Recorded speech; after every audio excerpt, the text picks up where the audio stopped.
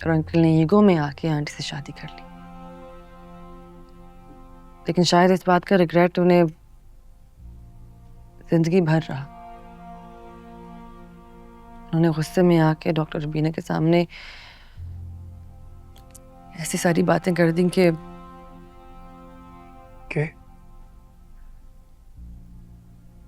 उन्हें रिग्रेट है कि उन्होंने आंटी को अपनी जिंदगी में शामिल किया, जबकि उनके मुताबिक आंटी उनके लायक नहीं थी। कि उनकी जिंदगी सारी जाया हो गई आंटी को वैसा लाइफ पार्टनर बनाते बनाते जैसे उनको लगता था कि वो डिजर्व करते हैं। ये बात आंटी ने सुनी और ऑब्वियसली वो सह ना सकी, क्योंकि असल में तो उनकी जिंदगी जाया हुई है ना। अंकल की ख्वाहिशात के मुताबिक अपने आप को ढालती रही और आखिर में हाथ में कुछ भी नहीं आया। मैं बताती हूँ, लेकिन पहले प्रॉमिस करो कि तुम इमोशनल रिएक्शन नहीं दोगे कोई। नहीं दूंगा, प्रॉमिस नहीं दूंगा, जस्ट प्लीज।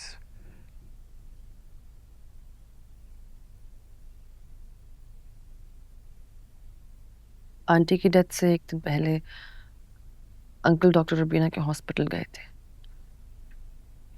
बहुत गुस्से में थे कि कतर गवर्नमेंट वाला प्रोजेक्ट डॉक्टर रुबीना को मिल गया और उनको नहीं मिला। उन्होंने की बहुत ज़्यादा बहस भी हुई थी उस दिन। आंटी शायद उनको रोकने के लिए उनके पीछे चली गई। सारी बहस में अंकल ने कुछ ऐसी बातें कर दी जो आंटी बर्दाश्त ना कर पाई। क्या बातें थी? आंटी जब मुझे डॉक्टर रुबीना के हॉस्पिटल लेके गई थी तो उन्होंने मुझे बताया था कि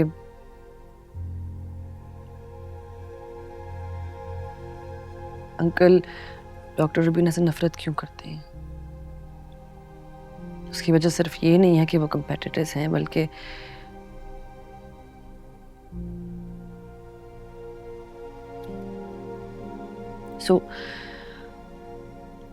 मेडिकल कॉलेज के ज़माने से अंकल और डॉक्टर रुबीना एक दूसरे को पसंद करते थे। डिग्री के बाद डॉक्टर रुबीना को स्पेशलाइजेशन के लिए बाहर जाना था, जिसकी वजह से उन्होंने अंकल का प्रपोजल रिजेक्ट कर दिया और अंकल ने ईगो में आके आंटी से शादी कर ली। लेकिन शायद इस बात का रिग्रेट उन्हें जिंदगी भर रहा। उन्होंने गुस्से में आके डॉक्टर रुबीना के सामने ऐसी सारी बातें कर दी कि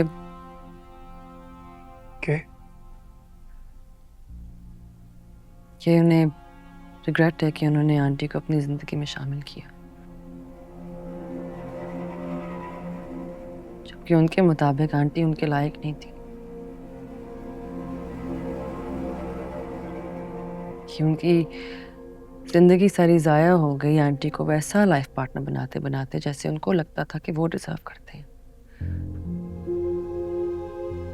ये बात आंटी ने सुनी और ऑब्वियसली वो सह ना सकी, क्योंकि असल में तो उनकी जिंदगी जाया हुई है ना।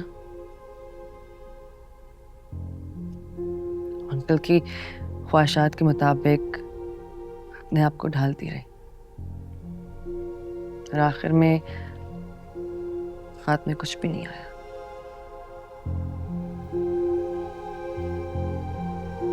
खुदा की कसम, अगर मुझे पहले पता होता कि उस औरत की वजह से मेरी माँ जिंदगी भर एहसास कमतरी का शिकार रही है, तो मैं वकास के हमले से मर जाता, लेकिन कभी भी इस हॉस्पिटल नहीं जाता। Salman, you're missing the point. It's not Dr. Rubina. It's Uncle. ज्यादती तो उन्होंने की है ना। ये भी तो उन्हीं की खातिर है ना। सलमान, मैटर ये नहीं करता कि 40 साल पहले किसका रिश्ता किसके साथ था। मैटर ये करता है कि आपने अपनी ईगो को सेटिस्फाई करने के लिए एक इंसान से शादी की, उसको अपने आइडियल के सांचे में ढालते रहे और मोहब्बत तक ना दे सके।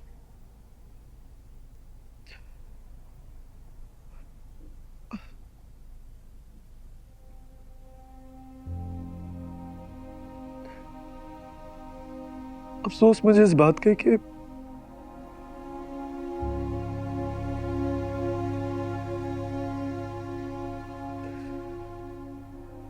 ने सब कुछ कैसे झेला होगा, कैसे इतनी तकलीफ सही होगी कि उनका दिल पड़ गया होगा, वो जान से ही चली गई।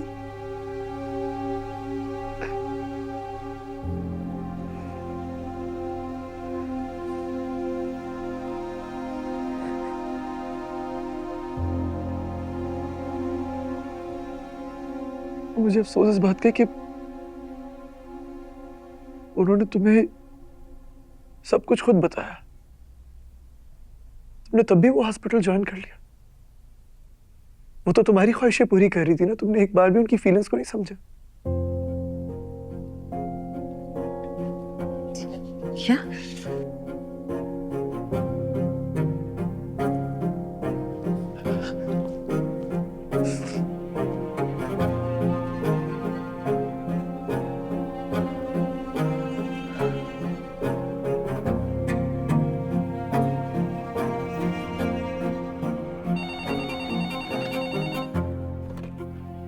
हेलो।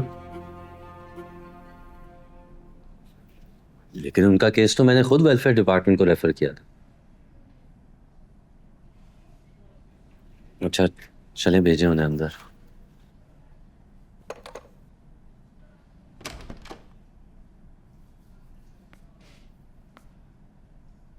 आइए प्लीज। वालेकुम सलाम।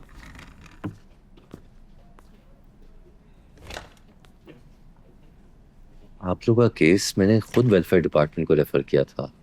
आपकी वहाँ राहत साहब से बात हुई थी? जी, उनसे मिले थे हम डॉक्टर साहब।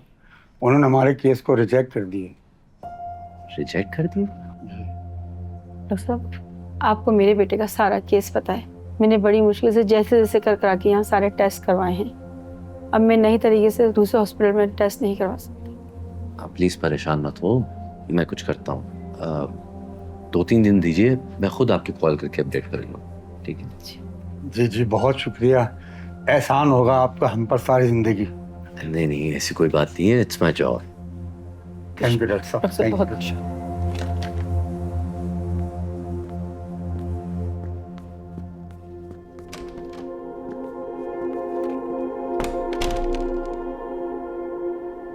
जी, राहत साहब को मेरे पास भेजिएगा। Thank you.